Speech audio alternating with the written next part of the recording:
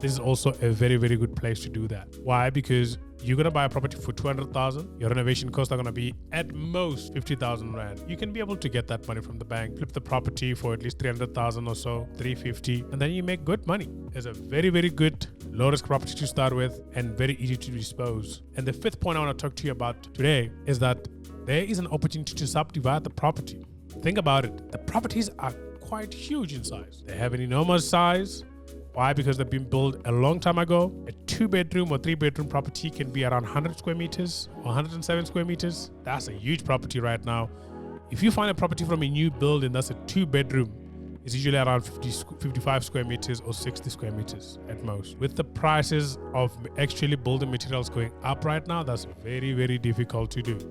Because now your price per square meter is getting very high for most investors, especially in affordable development properties or affordable housing properties. So that's very, very difficult to actually build a property that's around 108 square meters for 2-bedroom. So what that means is that you can actually find that size of 108 square meters. Maybe it's a 2-bedroom with a lounge and it has a balcony. You can partition your lounge and you can even make sure that you rent out your balcony.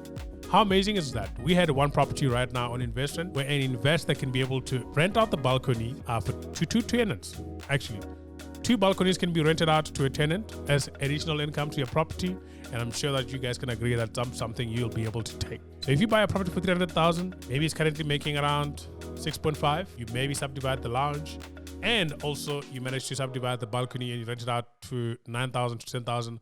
That's a very, very good deal. And I don't think you can find that everywhere. So the opportunity of being able to subdivide is something that's very, very big on inner city properties that you want to take advantage of. The last thing I want to talk to you about is the investment from the public companies, let's just say the government, and also the private companies. We all know of the big Jewel City investment of 2 billion that went to build this beautiful, marvelous development. Well, this year, the city of Johannesburg wants to put 800 million into building 1,500 units or so in the inner city. Herman Mashaba, when he was still the mayor, if you were there was a program called 71 buildings where the JPC was giving away 71 buildings to potential developers who can turn them into something. These were hijack buildings that you can be able to take on a 99-year lease, build them up and be able to rent them out for profit. And look, there's more and more investment that's actually going into the inner city. And I can go the entire video talking about that as well. So one of the reasons why you want to invest in that is that there is an investment in the city